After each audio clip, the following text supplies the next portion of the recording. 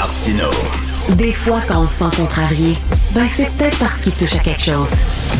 En exagérant un brin, si je veux étouffer la contestation, il faudrait que je trouve une solution. La totale. Une attaque ciblée, par surprise, et qui tétanise l'adversaire. Pierre-Olivier Zappa. P.O. Zappa, ça va mal dans les médias. Écoute, à ceux qui disent, on sait bien, vous êtes un média. Fait que c'est certain, quand ça vous touche de près, quand vous voyez vos collègues partir, perdre leur job, vous en parlez parce que c'est votre réalité. Puis il y a des gens qui nous écoutent et qui vont dire, ben moi, mon beau-frère a perdu sa job à telle place, puis l'autre a perdu sa job parce que l'entreprise a fermé, puis c'est dur pour tout le monde. Sauf que ça a un impact pour les gens, la crise des médias. Absolument. Et aujourd'hui, c'est 87 jobs de moins à TVA. Puis oui, je suis en conflit d'intérêts. Oui, c'est mon employeur. Oui, aujourd'hui, j'ai perdu des collègues. Oui, quand je suis allé au service de maquillage et de coiffure, j'étais ému. C'était difficile. Et quand Paccard procède à un licenciement, on est là, TVA. On rapporte la nouvelle. Quand une entreprise ferme, éprouve des difficultés, on est aux côtés des travailleurs. Quand dans l'industrie forestière, il y a des coupures, il y a des fermetures d'usines, de scieries en région, qui est là? C'est TVA qui est là pour en parler. Et c'est pour ça qu'il faut des médias privés, des médias présents sur le terrain, en région. Puis c'est pour ça que je pense que c'est d'intérêt public. Bien que je le concède, je suis totalement en conflit d'intérêts, mais au moins je vous le dis. Je vous le dis parce que c'est des frères d'armes, c'est des camarades qui perdent leur emploi, puis on est à la 4e vague de suppression d'emplois à TVA en l'espace de 2 ans. C'est près de 800 jobs, Richard, à TVA seulement, qui ont été supprimés au cours des dernières années, des 2 dernières années. Puis quand je regarde la liste, là, j'ai pas envie de te dire que je me suis amusé à le faire, mais j'ai recensé dans le secteur privé les pertes d'emploi depuis 2024. T'en as une centaine dans les salles de nouvelles de Bell Media. T'en as 35 chez Global News. T'en as 60 chez Post Media. T'en as des douzaines chez Rogers Sports and Media. T'en as une trentaine au Coop de l'Info en mai dernier.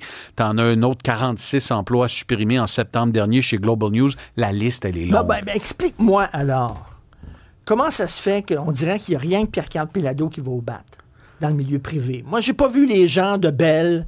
J'ai pas vu les gens. Écoute, je vais donner l'exemple de M. Audette. M. Audette de Cogeco, puis Caroline Jammet, ils sont allés au front, ils ont parlé de l'effritement des revenus publicitaires. M. Audette, il y a cela, je pense, 2 ans de mémoire, s'était présenté sur les plateaux en disant faut absolument, par des moyens fiscaux, par des crédits d'impôt, amener les annonceurs à acheter de la publicité sur des médias locaux québécois, puis pas donner les mêmes incitatifs quand les annonceurs se tournent vers YouTube et Google, par exemple. Le problème, c'est que le gouvernement fédéral fait la sourde oreille, Richard.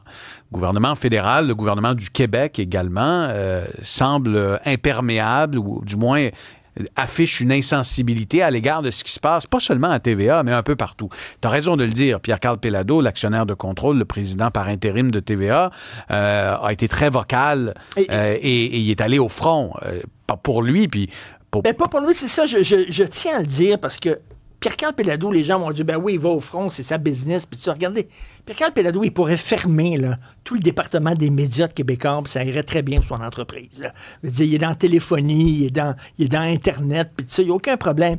Il tient à garder la section médias de Québécois en vie parce qu'il croit à ça, il croit à des médias privés. Je dis souvent à des gens qui m'interpellent, si notre actionnaire de contrôle ne croyait pas à l'importance des médias, ça fait longtemps que les lumières seraient fermées. Ben oui.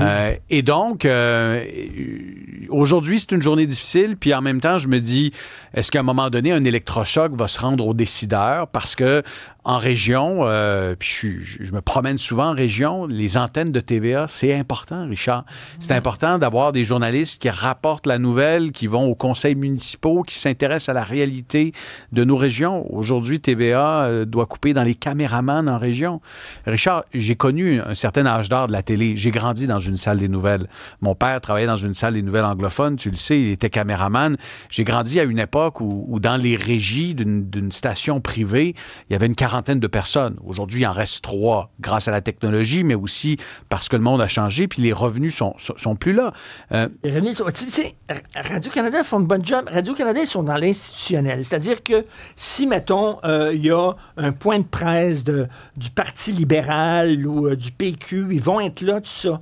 Ce qui fait la force d'un réseau comme TVA, c'est monsieur et madame tout le monde. Le gars là, qui a un commerce, là, Christy, là, Ouais. puis que les gens vont plus dans son commerce parce qu'il y a un Christy de chantier depuis 3 ans, là, ben, les gens de TVA vont se déplacer puis vont donner la parole à ce gars-là, à monsieur, madame, tout le monde, dans la rue. Ça, c'est une job que Radio-Canada fait moins, puis qui faisait la force de TVA. C'est important, ça. Et parfois, j'ai l'impression, Richard, puis je ne veux pas me mettre un pied dans la bouche, mais j'ai l'impression que la crise des médias privés, ça fait l'affaire de certains décideurs. Ben oui. Il y a moins de journalistes qui sont là pour gratter, pour fouiller, pour critiquer, pour argumenter. Et c'est facile, par exemple, tu sais, des fois, les gens font du TVA bashing, puis critiquent le travail des médias, mais objectivement, quand vous regardez les salles de nouvelles privées au Québec, il se fait de l'excellent travail d'enquête, il se fait un excellent travail de reportage pour s'intéresser aux préoccupations des gens. Je vais te dire quelque chose, Richard, le gros problème des médias, c'est pas tant un problème de popularité ou de succès d'auditoire, c'est un problème de revenus. Je vais te donner l'exemple de l'émission économique que j'anime, À vos affaires. Il y a des soirées où, si on prend les codes d'écoute de TVA et de LCN, on dépasse le demi-million de spectateurs. Si tu m'avais dit, il y a 5 ans, une émission économique sur une chaîne spécialisée au Québec va rallier chaque soir sur la même antenne plus d'un demi-million de téléspectateurs, je t'aurais pas cru. Incroyable. Et là, je me lance pas des fleurs, on est une équipe derrière l'émission. Donc, il y a un succès d'écoute qu'il y a 5 ans, on n'aurait même pas pu anticiper. Le problème, c'est au chapitre des revenus. Les gens qui achètent de la publicité, c'est le revenu numéro un d'une chaîne moins privée. cher acheter des publicités sur Internet. Fait qu'ils vont aller Absolument. là, Christy. Et tu regardes les plus récents résultats trimestriels de YouTube, par exemple. YouTube, en 2024, a généré 36 milliards de dollars de revenus publicitaires, une hausse de 15 sur un an. Et si tu regardes au dernier trimestre de cette année, là, la hausse des revenus, c'est un autre 15 de plus par rapport à 2024. Donc, la croissance des revenus publicitaires, elle est exponentielle sur Internet. Et bien, cet argent-là, c'est de l'argent qui ne va pas au coop de l'information, qui ne va pas à la presse, au Journal de Montréal, à Cogeco, à TVA. Et il faut trouver... Et puis, ça vient me chercher comme sujet, Richard. J'étais il n'y a pas longtemps en tournée en région et je livrais une allocution. Je livrais une allocution à un parterre de gens d'affaires en région et à un certain moment donné, lors de la période de questions, il y a quelqu'un qui lève la main et qui dit « Monsieur Zappa, on a l'impression d'être abandonné parfois par les médias privés, nous en région, les salles de nouvelles se dégarnissent. » Et là, j'étais devant un parterre d'une centaine de gens d'affaires et je leur ai dit en levant la main, qui a acheté de la publicité ici à TVA ou dans un média privé au cours des 2 dernières années? Voilà. Je pense qu'il y a 2 mains qui se sont levées. Et Richard. voilà. Et ensuite, j'ai dit, qui a acheté de la publicité sur Google ou sur Facebook ou ailleurs?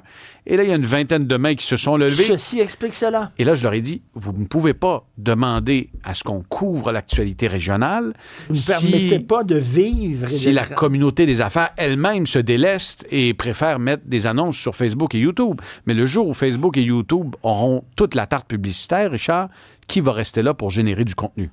Écoute, Alain Bachung avait une chanson ma petite entreprise ne connaît pas la crise. Alors là, c'est Radio-Canada qui ne connaît pas la crise. Écoute, Les autres, ça va bien, là. non, mais ça va plus que bien, Richard. Tu sais, la capitalisation boursière de TVA à l'heure actuelle, c'est 21 millions de dollars. Ça, c'est la valeur en bourse de l'entreprise. Le budget fédéral a augmenté Radio-Canada de 150 millions de dollars. Radio-Canada pourrait acheter 4 fois TVA. Non, mais simplement avec l'augmentation dans le budget. Seulement avec les petits bonus qu'ils ont eus, là. Écoute, Richard, si on regarde les chiffres du budget de Radio-Canada, puis je le rappelle, je suis en conflit d'intérêts, mais objectivement, les chiffres, le financement public de Radio-Canada, c'est 1,4 milliard de dollars. Les revenus publicitaires, donc parce que CBC Radio-Canada est en concurrence avec TVA, 270 millions générés par la Société d'État. Les abonnements, parce qu'eux vous font payer pour tout.tv, par exemple, 121 millions de dollars par année. Puis les revenus financiers autres, donc par exemple la location d'espace à bureau, parce que CBC Radio-Canada a un parc immobilier, fait de la location d'équipements, etc., c'est un autre 103 millions de dollars. Donc l'an passé, le budget de la Société d'État était de 1,9 milliard. Et là, le fédéral rajoute 150 millions de dollars cette année. Qu'est-ce qu'ils font dans le marché de la pub, Radio-Canada? C'est une télévision et un diffuseur, un radiodiffuseur public. C'est comme si le gouvernement du Québec donnait de l'argent à la SAQ pour aider la SAQ à vendre du vin. Ou encore, en rajoutait, c'est-à-dire, bon, l'exemple est un peu boiteux, puis je suis quelqu'un qui croit fondamentalement à l'importance d'un média d'information publique, d'une télévision publique forte, avec un mandat peut-être circonscrit aux affaires publiques et à l'information, et puis qui joue moins dans l'étal du privé, mais ça nous prend un financement solide pour la télévision d'État, mais ça ne peut pas se faire au détriment d'un écosystème diversifié. Je ne veux pas les habiller, genre, pour habiller Huguette, là, absolument mais c'est pas ça, mais sauf qu'on a besoin dans le privé aussi. Moi, je vous ai donné des chiffres et c'est tant mieux. Si Radio-Canada se paye chaque année une flotte de véhicules neufs, en ce moment, ils roulent en EV9 électrique, là, des véhicules à plus de 60, 70 000 $. C'est correct. Tant mieux pour eux. Es-tu déjà allé dans une émission de Radio-Canada? Oui, j'ai été invité à Patrick Masbourian, la matinale, il y a 1 an et demi de cela à peu près. Ils sont 3 en régie ici. Là. Ils sont 3 en régie. Écoute, je pense qu'ils étaient 30. Non, mais tu sais, quand je compte ça aux gens, Richard, à mes amis autour d'un souper, puis qu'on parle de la différence entre privé et public, là, mes amis, ils catchent pas, tu sais. Ils pensent souvent, Radio-Canada, ils sont peut-être 2 pour le travail de 1. Non. À Radio-Canada, là, mettons mon équipe à vos affaires, là, on est 3-4, là. Ben, l'autre bar, là, ils sont 20, ils sont 30, ils sont 40, là. Sébastien, ils ont des assistants réalisateurs en radio. As-tu besoin d'un assistant réalisateur, toi? Ça va être correct. Ils ont des assistants réalisateurs. C'est-à-dire, ils ont 2 personnes pour aller chercher le café pour les inviter. Tu sais, je vais te donner un exemple. Quand j'ai un invité à vos affaires là, qui vient à la télévision, là, je vais le chercher moi-même à l'entrée. Là. Que ce soit un ministre ou que ce soit un de nos collaborateurs, là, c'est moi qui l'accueille puis qui l'amène en studio. Là. Mais là, à Radio-Canada, il y a 2 gardes à l'entrée, il y a une personne à la réception, puis là, ensuite, il y a la personne qui s'occupe du café. Tant mieux pour eux, Richard. Mais à un moment donné, si le gouvernement fédéral veut seulement un média, qu'ils le disent clairement. Ben oui. Qu'ils le disent. Nous, il y a un média d'État, puis s'il y en a un seul qui survit, nous, on est à l'aise avec ça. Mais si la volonté, c'est qu'on préserve l'écosystème, à un moment donné, il faut permettre à tout le monde de jouer à armes égales. C'est extrêmement bien dit. On t'écoute à vos affaires. Bravo. Je vais aller bravo. Écoute, près d'un demi-million. Oui, c'est un beau succès d'équipe à vos affaires. Je suis content d'être revenu. On dit souvent, les Québécois ne s'intéressent pas à l'économie, un manque de littératie économique, puis tout ça, mais que 500 000 personnes qui écoutent une émission économique, bravo. Qui est faite par 4 personnes. Marie-Pierre Clich, Robert Letourneau, Serge Faure, Pierre-Olivier Zappa. On est 4. Évidemment, on a des collègues en périphérie, là, mais on est 4. On va aller travailler fort. Excellent. Ciao, Merci Richard. beaucoup. Bye.